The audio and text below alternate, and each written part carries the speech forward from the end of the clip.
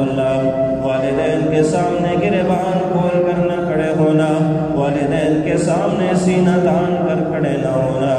اے اللہ پاک ہم اپنے والدین کے سامنے کس طرح پیش آئے تو اللہ کا قرآن کہتے ہیں وَاخْفِضْ لَهُمَا جَنَاحَ الذُّلِّ مِنَ الرَّحْمَةِ۔ اے میرے پاک پیغمبر کی پیاری امت سن لو، تم اپنے ماں باپ کے سامنے اپنی شفقت اور رحمت والے کندھوں کو جھکا دینا، اپنی شفقت اور رحمت کے بازوؤں کو پھیلا دینا، اپنے والدین کے سامنے اکڑنے کی کوشش نہ کرنا، کہیں اپنی ڈگریوں پر فخر نہ کرنا کہ میں محدث اور مفسر ہوں، میں کیا ہوں مفکر اسلام ہوں، مناظر اسلام ہوں، مجھے فلاں عہدہ ملا ہوا، میں ڈاکٹر ہوں، میں انجینئر ہوں، میں پائلٹ ہوں، میں سائنسدان ہوں، اس پر فخر نہ کرنا۔ فرمایا وَاخْفِضْ لَهُمَا جَنَاحَ الذُّلِّ مِنَ الرَّحْمَةِ۔ اے میرے پاک پیغمبر کی پیاری امت سن لو، جب بھی تم اپنے بوڑھے ماں باپ کے سامنے کھڑے ہو تو اپنی شفقت کے بازوؤں کو بچھا دینا۔ اے اللہ پاک ہم اپنے والدین کو تکلیف نہ پہنچائیں، اس کے لیے آپ نے کیا فرمایا؟ اللہ نے فرمایا تو تکلیف کی بات کرتا ہے، میں یہ کہتا ہوں ذرا سے بھی تکلیف اپنے ماں باپ کو نہ پہنچانا۔ اللہ فرماتے ہیں فَلَا تَقُلْ لَهُمَا أُفٍّ وَلَا تَنْهَرْهُمَا۔ تم بڑی تکلیف کی بات کرتے ہو، میں کہتا ہوں والدین کے سامنے اف تک بھی نہ کہنا، والدین کے سامنے اپنے چہرے کے تاثرات کو نہ بدلنا، اپنی پیشانی پر شکن نہ لانا۔ فَلَا تَقُلْ لَهُمَا أُفٍّ وَلَا تَنْهَرْهُمَا۔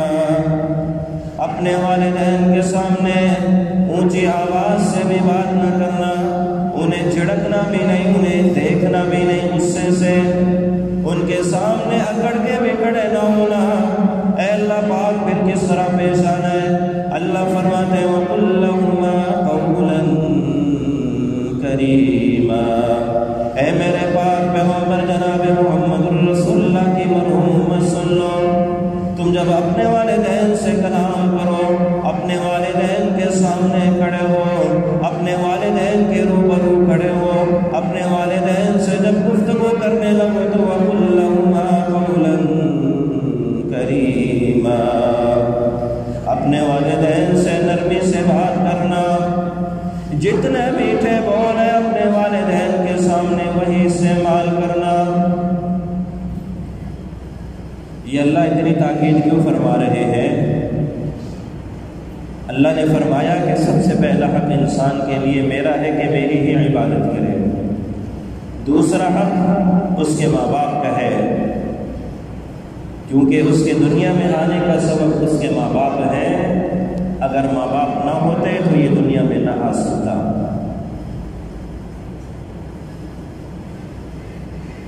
ماں باپ کا بہت بڑا رتبہ ہے۔ آئیے ہم اللہ کے قرآن سے یہ بھی پوچھ لیتے ہیں کہ اے اللہ ماں باپ کی عظمت صرف امت محمدیہ میں ہے یا پچھلی امتوں میں بھی تھی؟ تو اللہ کا قرآن 5واں سپارہ یوں بول اٹھتا ہے، فرمایا وَاعْبُدُوا اللَّهَ وَلَا تُشْرِكُوا بِهِ شَيْئًا وَبِالْوَالِدَيْنِ إِحْسَانًا۔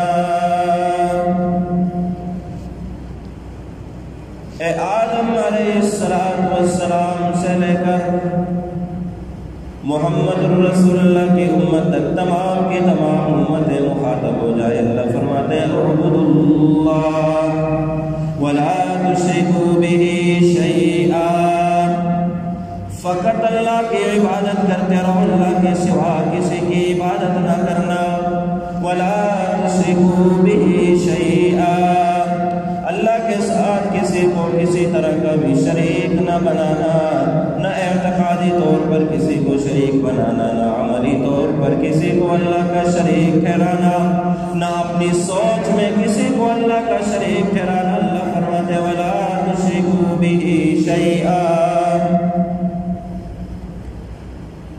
اللہ تعالی تنہا ہے، اللہ کے سوا کوئی معبود نہیں۔ اللہ مشورہ دینے والا نہیں، اللہ کو کسی معین و مددگار کی ضرورت نہیں، اللہ کو کسی اپنے وزیر کی ضرورت نہیں۔ اللہ فرماتے ہیں قل هو اللہ احد، اے میرے پاک پیغمبر جناب محمد رسول اللہ قیامت تک آنے والی انسانیت کو اعلان فرما دیجئے اللہ احد، اللہ تن تنہا ہے، اللہ بادشاہ ہے، اللہ قادر مطلق ہے، اللہ کو کسی وزیر کی بھی ضرورت نہیں، اللہ کو کسی مشیر کی بھی ضرورت نہیں، اللہ کو کسی سے مشورہ لینے کی بھی ضرورت نہیں، اللہ کو کسی سے مدد طلب کرنے کی بھی ضرورت نہیں۔ اللہ احد، اللہ کون ہے؟ اللہ تنہا ہے، قادر مطلق ہے، ہر چیز پر قدرت رکھنے والا ہے۔ یہی فرمایا وَاعْبُدُوا اللَّهَ وَلَا تُشْرِكُوا بِهِ شَيْئًا وَبِالْوَالِدَيْنِ إِحْسَانًا، اے لوگو اللہ کی عبادت کرو، اللہ کے ساتھ کسی کو شریک نہ ٹھہراؤ۔ دوسرا حق یہ سب امتوں کے لیے، جتنی بھی امتیں آئیں، جتنے پیغمبر آئے، سب پیغمبروں کی امت کے لیے حکم ہے اعبدوا اللہ، سب سے پہلا حق اللہ کی عبادت کرو، ولا تشرکوا بہ شیئا، اللہ کے ساتھ کسی کو شریک نہ ٹھہراؤ، وبالوالدین احسانا، یہ حکم نوح علیہ السلام کی امت کو بھی ہے، یہ حکم شعیب علیہ السلام کی امت کو بھی ہے، یہود علیہ السلام کو بھی ہے، ہود علیہ السلام کی امت کو بھی ہے، تمام کے تمام انبیاء کی امتوں کو یہ حکم ہے، اور بالخصوص امت محمدیہ جو آج اس کائنات میں موجود ہے۔ میرے نوجوان بھائیوں اور میری بہنوں، کان کھول کر سن لو، دل کی کھڑکیاں کھول کر سن لو، اللہ یہ خطاب فرما رہے ہیں، جگہ جگہ ارشاد فرما رہے ہیں، یہ ایسے ہی بلا وجہ نہیں، بلکہ اللہ نے اپنے بعد دوسرا حق ماں باپ کا یوں بیان فرمایا اس کائنات میں جو سب سے بڑا رتبہ ہے مجھ اللہ کا ہے، میرے بعد تمہارے ماں باپ کا رتبہ ہے۔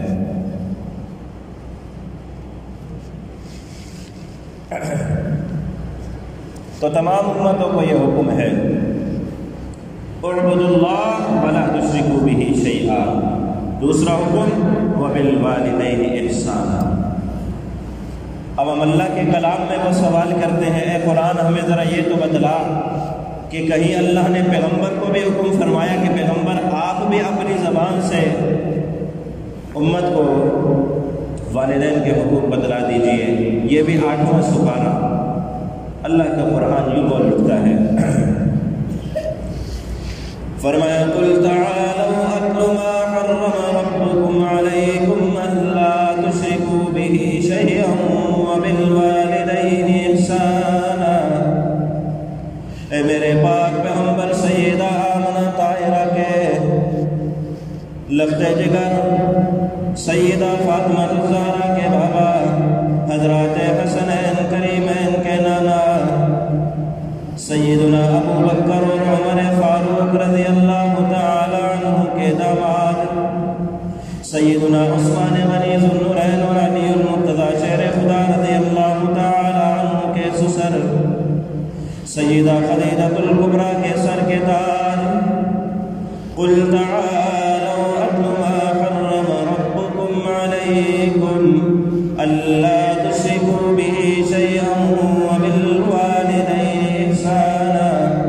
اے میرے پاک پیغمبر آپ ساری امت کو جمع کر کے ارشاد فرما دیجئے، اپنے صحابہ سے ارشاد فرما دیجئے، قل کہہ دیجئے تعالوا، سب کے سب صحابہ میرے پاس تشریف لے آؤ، تعالوا اپنے پاس بلا کر اپنے سامنے بٹھا کر ارشاد فرمائیے اتل ما حرم ربکم علیکم۔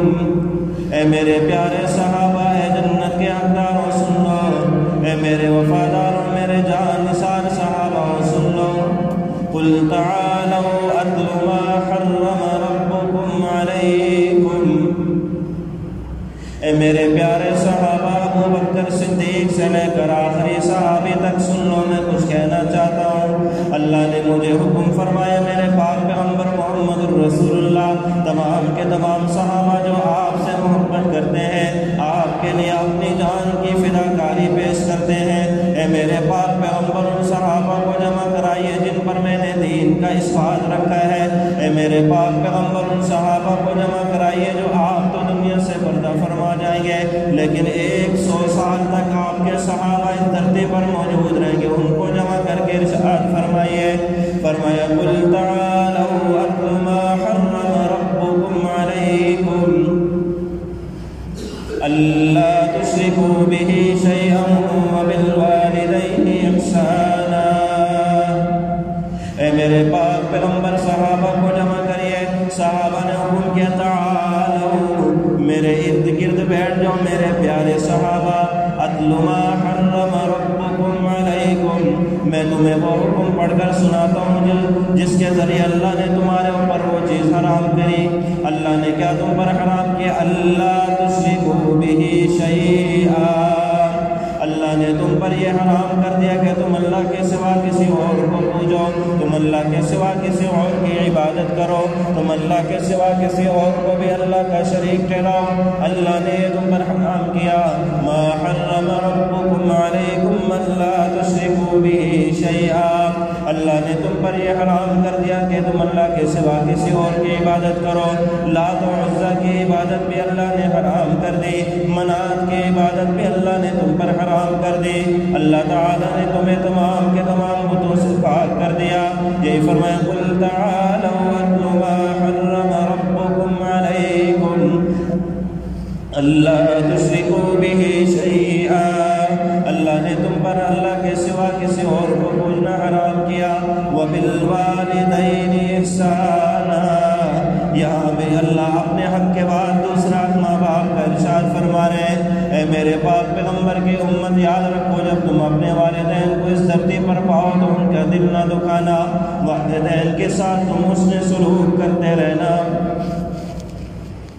یہ اللہ نے پیغمبر کی زبان سے صحابہ کو جمع فرما کر صحابہ کو یہ تاکید فرمائی کہ صحابہ سب سے پہلا حق اللہ کیا ہے کہ اللہ ہی کی عبادت کی جائے، دوسرے نمبر پر ماں باپ کے ساتھ اچھا سلوک اور اچھا برتاؤ کیا جائے۔